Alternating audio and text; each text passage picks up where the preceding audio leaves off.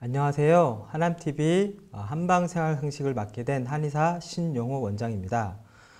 오늘은 첫 시간인데요. 많은 사람들이 벌침에 대해서 많은 관심을 가지고 있습니다.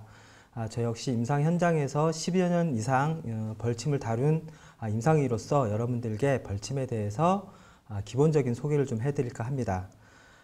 제가 아는 지인분들이나 환자분들이 가장 많이 저에게 묻는 질문 중에 하나가 도대체 한의원에서 맞는 봉침이랑 그리고 어디 다른 데서 맞는 벌침, 생벌로 맞는 벌침이랑 무슨 차이가 있는지를 많이 물어보십니다. 그래서 그것에 대해서 비교를 해드리면서 간단하게 안내를 해드릴까 합니다. 먼저 여기 그림을 보시면 나와 있는데 저희들이 겉에서 보면은 그 벌침은 보면 일자 모양이지만 현미경을 가지고 자세히 들여다보면 가시가 역방향으로 나와 있습니다. 그래서 침이 이렇게 들어오다가 다시 뺄 때는 역방향의 가시가 피부를 건드리게 됩니다. 그래서 피부가 예민하신 분들은 피부 조직에 좀 손상을 입을 수도 있고요. 두 번째는 체계적인 치료를 위해서는 치료 횟수에 따라서 들어가는 그 봉침의 성분이 달라야 되는데 벌이라고 하는 게 생물이기 때문에 벌이 자라온 환경이라든지 또는 스트레스 상황이라든지 또는 꿀을 먹는지 설탕을 먹었는지에 따라서 그런 치료 성분의 함량이 달라집니다. 그래서 체계적인 치료에 한계가 있을 수 있고요. 그리고 또 하나는 일반 가정집이라든지 그런 양봉장에서 맞는 벌침의 경우에 벌침을 잘 맞던 분들도 그분의 상태에 따라서 면역 반응이 조금 세게 올 수 있습니다. 그래서 호흡이 좀 불리해진다든지 과도한 반응이 올 수 있는데 그때 경우에 따라서는 응급조치를 취해야 될 때도 있는데 만약 그 시기를 놓쳐버리면 환자분들이 좀 많이 고생할 수 있고요.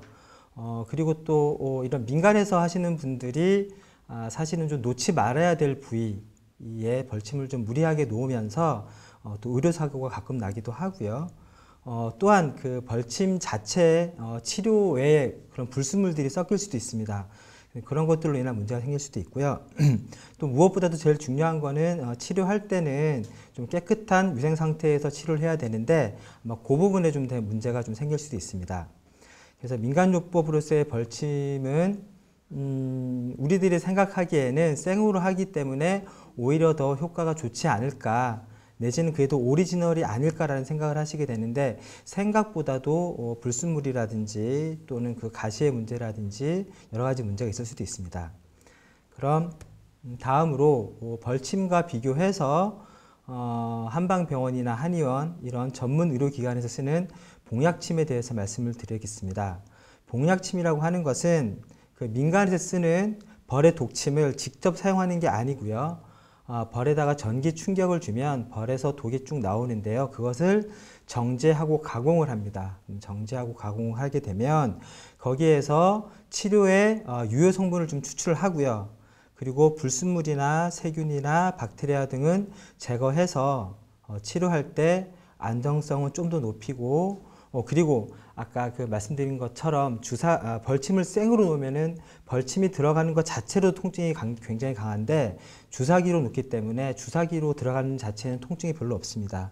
그리고 제일 중요한 부분은 이 부분인데 저희들이 일정하게 가공을 하기 때문에 멜리틴이라든지 이런 효소 성분이 비교적 일정하게 유지를 해서 저희들이 환자의 상태라든지 치료의 어떤 그 단위에 따라서 치료를 굉장히 좀 체계적으로 할 수 있다는 게 장점이 있습니다. 그래서 중병의 경우에는 함량이 높아야 되고 가벼운 경우에는 함량이 낮아야 되고 또 오래 치료하는 경우에도 가면 갈수록 성분을 좀 더 높여야 되고 하는 것들이 있는데 그것들을 실제적으로 가능하게 하는 것이 이 봉동약침이라고 할 수 있겠습니다. 그리고 환자분들이 저에게 가장 많이 묻는 것 중에 하나가 그런 벌침은 아무나 맞아도 되나요? 라고 묻습니다. 아마 텔레비전이라든지 뉴스에서 나오는 그런 어떤 벌침으로 인한 의료사고 때문에 말씀을 하시는 것 같습니다. 그래서 벌침은 사실 아무나 맞을 수가 없습니다. 그래서 반드시 테스트를 해야 되고요. 테스트를 하는 방법은 봉독 원액을 아주 소량 0.05ml를 피내에다 주사를 합니다. 아주 작은 양을 주사를 했을 때 5분 정도 후에 그 크기가 50원짜리 동전보다 좀 더 큰 크기의 팽진 현상이 나타나게 되면 그분은 봉침 자체에 알러지가 있다고 보고 그분에게는 봉침을 시술하지 않습니다. 근데 이런 봉침을 알러지 테스트를 안 하셔도 되는 분들이 있는데 어떤 분들이냐면 예전에 벌침을 맞으셨을 때 별다른 일이 없었거나 또는 예전에 벌에 쏘였음에도 불구하고 그냥 일상적인 붓고 간지럽고 하는 정도의 그런 일반적인 면역 반응이 있으신 분들은 벌침에 대한 알러지 테스트를 하지 않으셔도 됩니다. 예, 오늘 이렇게 해서 벌침과 그리고 복약침에 대한 기본적인 차이점 그리고 봉침을 맞을 때 기본적인 테스트에 대해서 말씀을 드렸고요. 다음에는 벌침의 부작용에 대해서 말씀을 드리도록 하겠습니다. 감사합니다.